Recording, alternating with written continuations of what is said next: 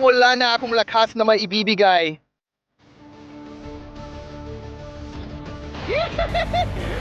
Mga pare, kararating lang natin sa islang walang tao. Sa 3 araw, kakainin lang natin ang mahuhuli natin.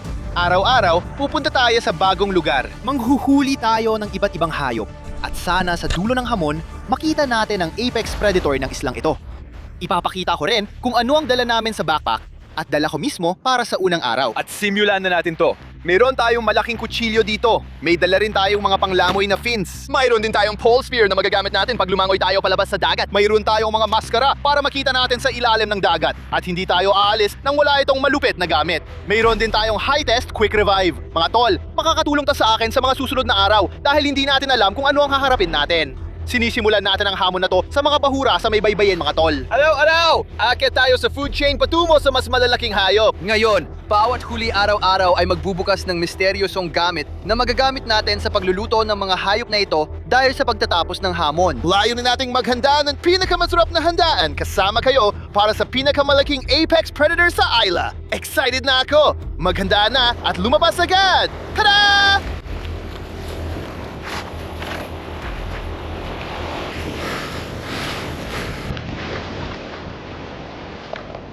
Grave pear.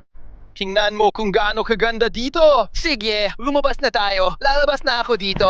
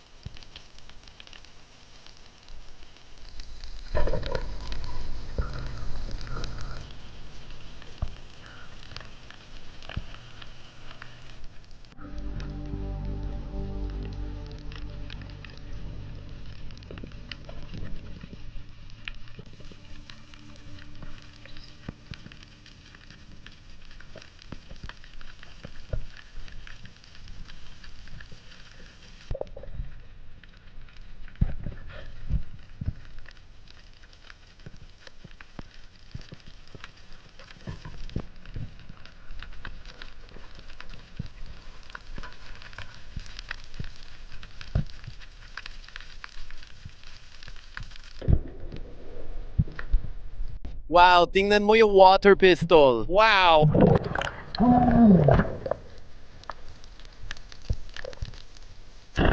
Grabe! Nagwawala na yung water pistol. Tumatama na sa tagiliran mo. Oh!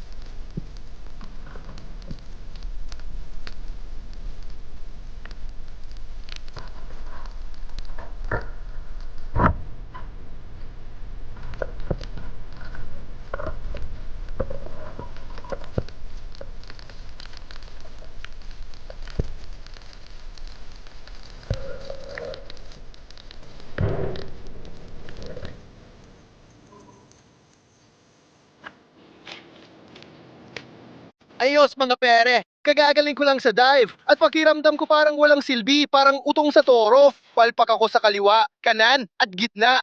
Mahirap ang unang araw, pero nakuha natin ang isdang to. Tinatawag namin itong silver drama. Hindi ko pa ito natitikman kahit kailan mga pare at di ko alam ang lasa nito. Mukha silang mga herbivore na isda, maliit ang bibig at kumakain ng seaweed, plankton at iba pa. Hindi ko alam ang lasa niyan. May nakita rin akong malaking kabibe sa ilalim. Hindi natin alam ang laman nito, pero araw-araw natin itong binubuksan at manghuhuli tayo ng mga bagong hayop. Nagsimula tayo sa pinakaibaba ng food chain. Dahil may nahuli tayong pagkain, nakuha natin ang isang secret ingredient.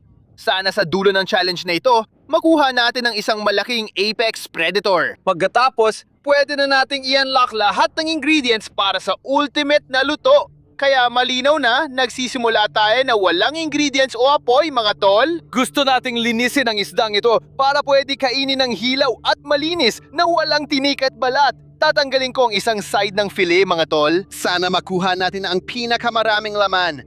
Dito lang ako magsisimula. Diretso pababa. Sa aking kutsilyo, nanginginig pa yung laman. Ramdam ko sa kamay ko. Hayun mga tol, napakagandang filet yan. Tingnan nyo, magsisinungaling ako kung sasabihin kong maganda ang itsura ng laman.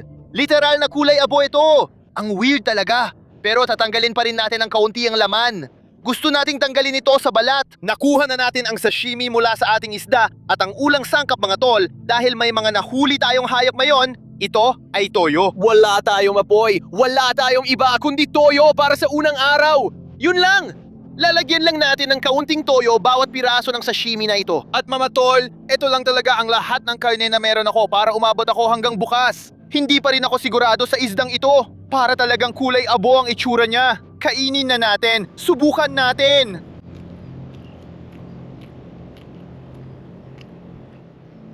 Tingnan mo, hindi ito ang pinakamasarap na isda na natikman ko. Pero hindi rin naman masyadong masama. Hindi ito pinakamasama dahil may masarap na toyo na bumabalance. Kung may magandang mackerel o katulad nun, siguradong masarap.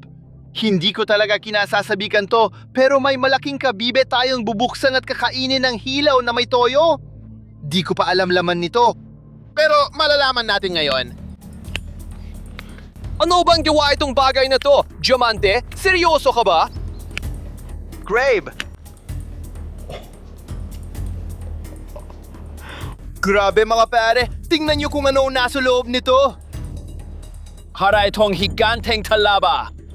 Kabibe, kinakagat. Lagyan ng konting toyo. Plano kong mabuhay sa mga susunod na araw. Kung di ako matumba nito dahil sa sakit ng tiyan, ewan ko na lang. Kainin na natin to.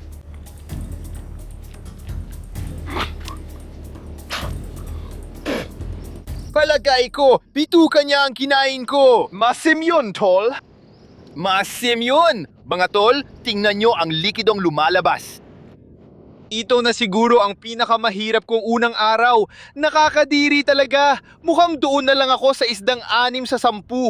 Ito na rin ang natitirang protina namin para bukas. Wala na akong lakas. Kita-kits tayo bukas ng maaga para sa ikalawang araw. Nasa alanganin na tayo, pero sana makatagpo tayo ng bagong mandaragit sa bagong lugar. Mahihirapan tayo. Sige, kita-kits tayo ulit.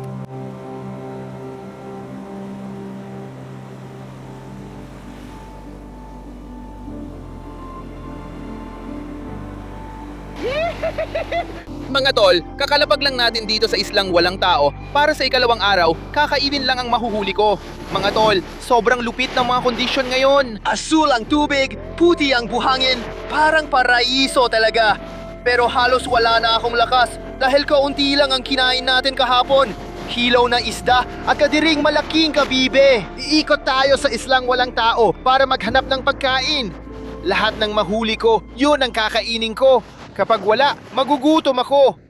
Ipapakita ko rin sa inyo kung nasaan tayo. Isa ito sa mga parang panaginip na lugar na napuntahan ko sa buong buhay ko. Ang ganda dito sa mga isla mga tol. Kasi kapag high tide, maraming gamit ang napapadpad dito. Ang basura ng iba, kayamanan ng iba. Marami tayong nahanap na tuyong kahoy, panggatong at lumang baon ng niyog. Lahat pwede nating magamit dito. Tingnan nyo to lahat. May lumang sapatos at ilang plastic na bote tayo dito para itong malaking palaruan ng isla na to. Ano man makita natin, pwede nating magamit. May palumpong sa baybayin din dito. Sea porcelain.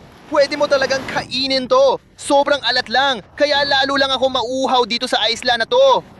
Ngayon, Halos, wala na akong lakas malatol. Sobrang gutom na ako. Kumain tayo ng malaking kabibe kahapon. Ang sagwa nun, nakakadiri. Ngayon, Susubukan kong kumain ng maayos dahil bukas, haharap tayo sa halimaw at kailangan ko ng lakas. Mga tol, astig to. Tingnan nyo, siguro isa ito sa pinakamalalaking kabibe na nakita ko. Grabe! sige, Ayos, itatabi natin to. Magagamit natin to. Magagamit natin itong higanteng kabibe na nahanap natin at may lalagay natin ang mga isda natin dito. Maghahanda na tayo. Ngayon, may dala tayong kakaibang sandata na gagamitin natin. Heto na ang malupit na to. Ito ang malaking kanyon. Lalamay ako mula baybayin ngayon. Mga tol, halata namang maliit at hindi masarap ang mga hayop na nakuha natin kahapon. Ngayon, kailangan nating mag-level up.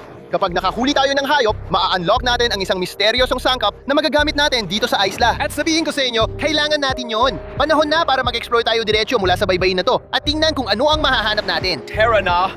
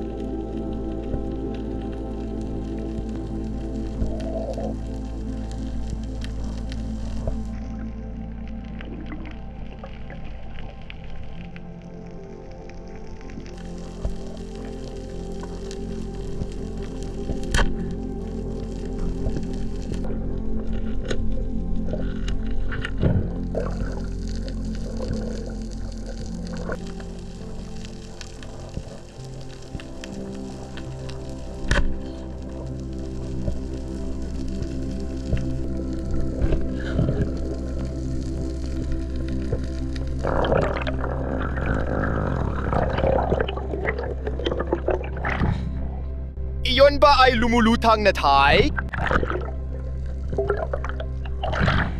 Maring kahoy o tayo yun. Hindi ko alam.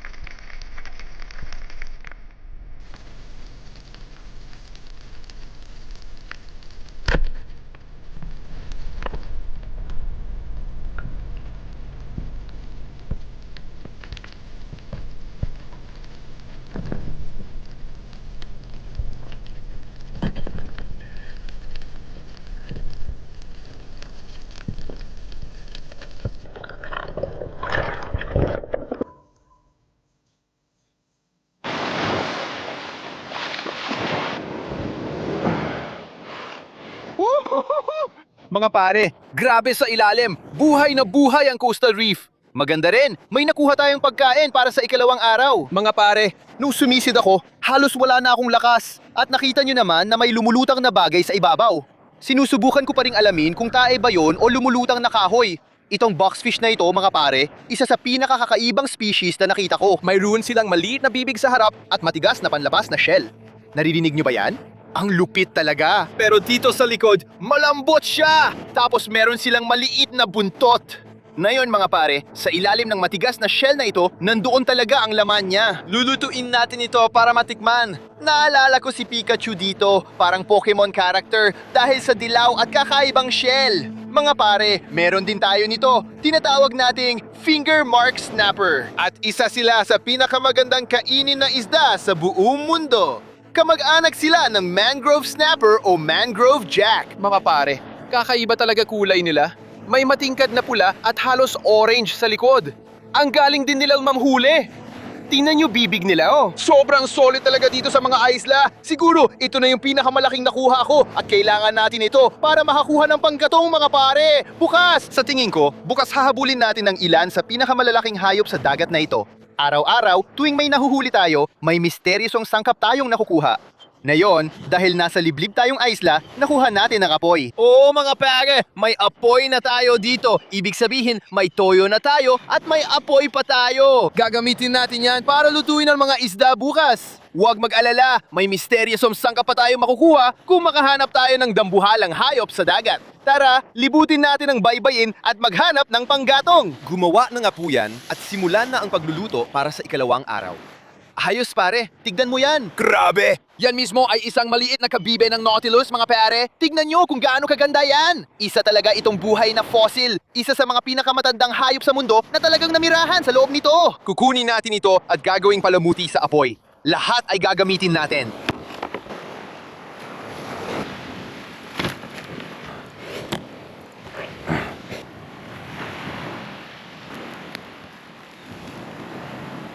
Pare, madaling mawala ang apoy dito sa mga liblib na isla. Sa totoo lang, wala nang tatalo sa isang liblib na isla at isang apoy. At may niluluto na.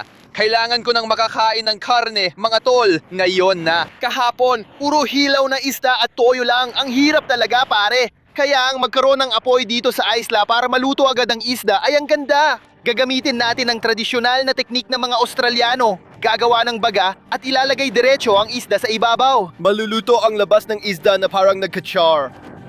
Ang mga isdang may matigas na balat ay protektado at pagkatapos, pwede natin itong balatan. Araw-araw mga tare, nagle-level up tayo ng mandaragit. Bukas, hahabulin na natin yung pinakamalaki. Kahapon, puro walang kwentang isda lang nakuha natin, mga pain lang. Ngayon, magaganda ang snapper natin, pero hindi natin alam ang mahuhuli bukas.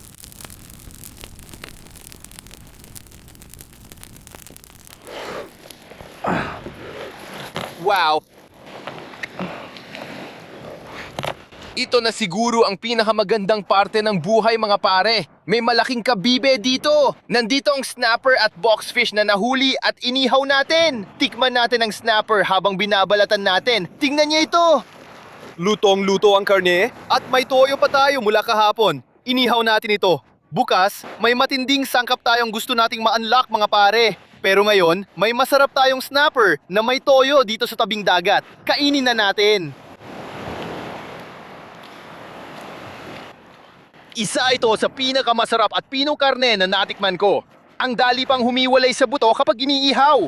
Kailangan ko ring subukan ng boxfish mga pare. Matigas talaga ang panlabas na shell na binabalatan mo lang. Nakikita nyo? Parang chicken tender yan! Seryoso? Lagyan mo ng kaunting toyo dyan. Kainin na natin yan.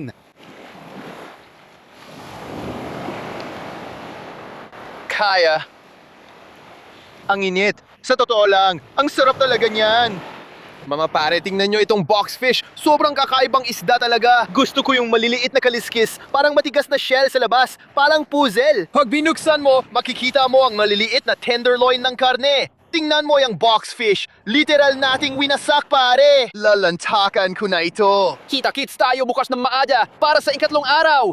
Pupunta tayo sa bagong lugar para manghuli ng pinakamalalakas na mandaragit at tapusin ang hamon. Sana pala rin tayo. Hanapin natin sila mga kaibigan dahil yon ang susi sa misteryosong sangkap para sa handaan. Kita-kits bukas ng maaga! Woohoo!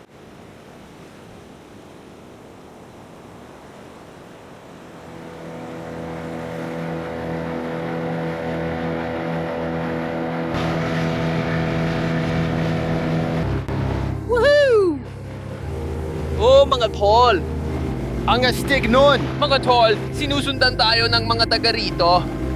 Tingnan mo yung mga dolphin pare, grabe to! Oh, mga tol! Magandang umaga mga tol. Ikatlong araw na ngayon at napapalibutan tayo ng kalmang dagat habang hinahabol natin ang mga apex predators sa malalim na asul na karagatan. May dala tayong malaking spear gun. Kung makahuli tayo ng higante ngayon, makukuha natin ang misteryosong sangkap para sa pinakahuling handaan. Dito nakatira ang mga higante ng karagatan. Sumisisid tayo sa mga 20 hanggang 30 metro ang lalim ng tubig at sisisid tayo pababa mga tol. Sana makahabol tayo ng pain at iba pang mga isda at maakit ang pinakamalaking apex predator na kaya nating makita. Parang ramdam ko na maraming isda ngayon dito. Hindi ko lang maipaliwanag kung bakit. Parang lahat sa paligid ko ay buhay at maraming pain. May ibon din! Sobrang excited ako dito, pero naging hamon ang huling 2 araw. Kailangan nating makahuli ng isda ngayon para matapos ang hamon sa ikatlong araw. Ang ganda ng kondisyon. Kita niyo ako sa refleksyon ng tubig mga tol. Ang astig! Malalim na asul na tubig, parang salamin ng kinis. Panahon na para maghanda ako, sumisid sa tubig at simula ng paghahanap ng kahit anong mahuli natin doon sa ilalim. Yan ang apex predator. Tara na!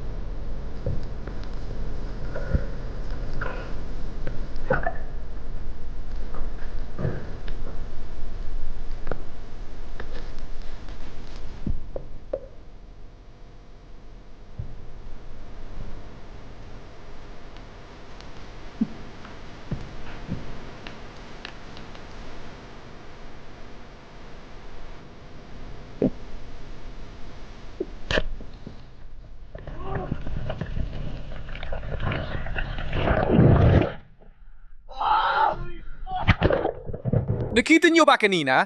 May malaking mackerel na dumaan. Tinarget ko pero di ko natamaan. Grabe! Yun ang apex predator na hinahanap natin mga tol. Kailangan natin ng mabilisang pagbawi. Magdadala ito ng bagong sigla mga tol. Sobrang bagsak na ako. Oras ng buksan to. Malakas to. Iinumin ko na ang quick revive. Tara na! Ano? Tol? Teka, handa na ako para sa Siam Napu at makakakuha tayo ng halimaw. Push! Push! Push!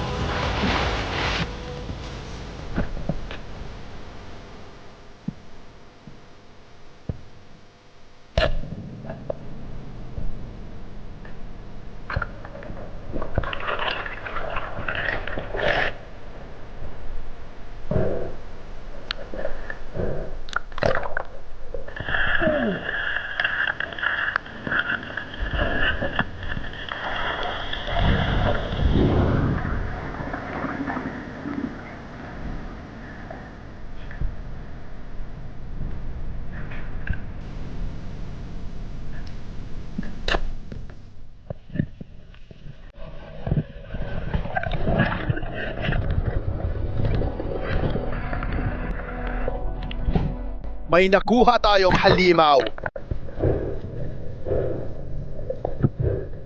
May nakuha tayong halimaw. Mag-ingat kayo mga pare. Patayin ang makina.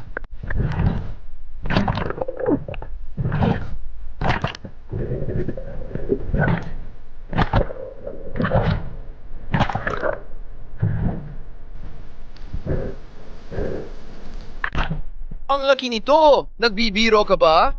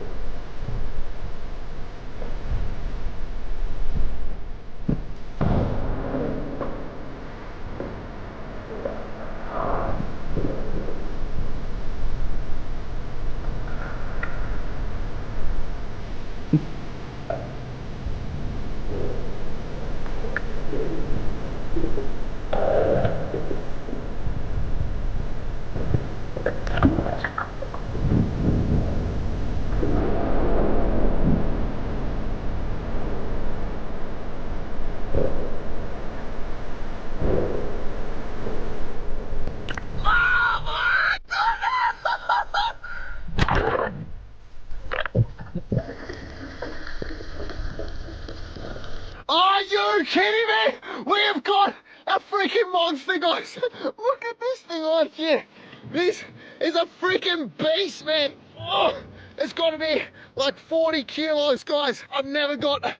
Hindi pa ako nakakakita ng mackerel na ganito kalaki. Tingnan nyo bibig niya mga pare. Grabe! Sobrang grabe! Halos deformed at bilog ang dulo, parang dogtooth tuna. Wala pa ako nakitang ganito dati. Isang dambuhalang Spanish mackerel, ang apex predator dito. At nagawa natin ito. Nabaril din natin ang malaking rainbow runner at ginamit bilang flasher para makaakit ng mga hayop. Pare dumaan yung hayop na to, kinain na yung rainbow runner. Bumaba ako, binaril ko siya, iniluwa niya. At ngayon, nakuha na natin ang apex predator. Grabe naman! Nagawa na natin. Kailangan kong ilagay ito sa balikat ko. Handa ka na ba para dito? Yan mismo ang tinatawag nating dambuhalang tanige. Grabe naman! Ang bigat. Hindi ko kayang buhatin. Ang bigat nito, pero ang laki talaga niyan. Grabe! Wala na akong masabi mga pare. Yan na ang pinakamaganda na makukuha ng channel na to. Kung hindi ka magla-like at magsusubscribe na yon, sustuko na yako. Sa tuwing nagigising ako sa umaga at parang lahat ay pumapalya at humihirap ang sitwasyon. Halagi mong iniisip na may mangyayaring espesyal sa buhay mo. At paminsan-minsan, may plano na nagkakatotoo at may magandang nangyayari.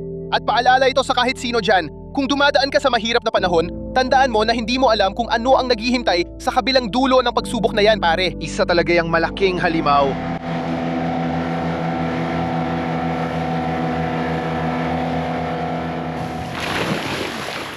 Grabe mga tol. Grabe, halimaw talaga to. Kakadaom lang natin. Magpapaliyab tayo ng apoy para sa huling pagluluto. At alam yo naman, nahuli na natin ang halimaw. Kaya mabubuksan na ang huling sangkap para sa pinakamasarap na handaan sa isla. Tara na, ito ang pain na ginamit natin. Dumaan siya at nilamon ito. Tingnan nyo, ang laki ng pagkakaiba. Malaki-laki na rin yung rainbow runner na yan. Sakto lang talagang kasya yan sa bibig niya.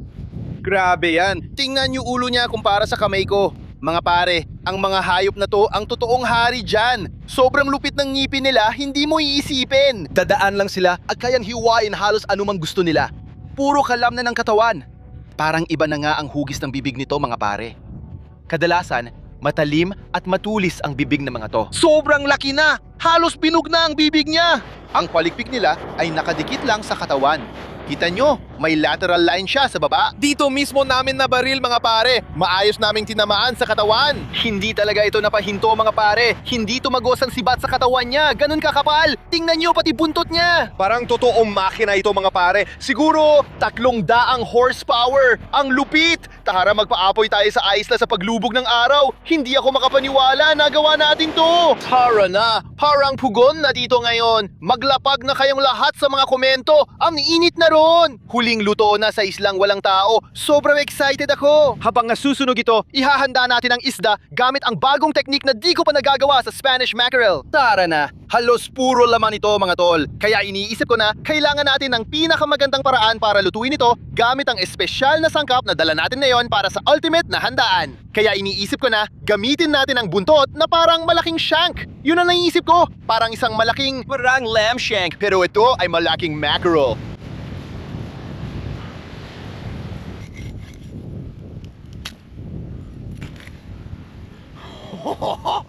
Seryoso ka? Tingnan mo, pwede na natin ilagay diretso sa apoy. Ganyan lang. Para pantay ang luto nito, ito ang gagawin natin. Lalagyan natin ng konting hiwa-hiwa. Nabuksan na rin natin ang toyo at apoy. Pero may isa pa tayong bagay na bubuksan pa lang. Pare, siguro ito na ang pinaka-wild na mangyayari. Ho, diretso na sa ibabaw ng apoy. Mga tol, tingnan nyo yan oh. Ito na ang pinaka-okay dito mga tol. Nilagay lang natin sa gilid ng apoy para hindi siya direktang masunog. Nasa gilid lang siya. Magandang flame grill ang kalalabasan. Ilalagay natin ang lahat ng espesyal na sangkap na yan sa ibabaw. Sa mga ganitong, sandali ko napapahalagahan ng buhay. Totoo, sobrang blessed ako dahil nandyan kayo. Mga tol, salamat ng sobra mula sa puso ko. Hindi ito posible kung wala kayo. At seryoso, sobrang mahal ko kayo mga tol.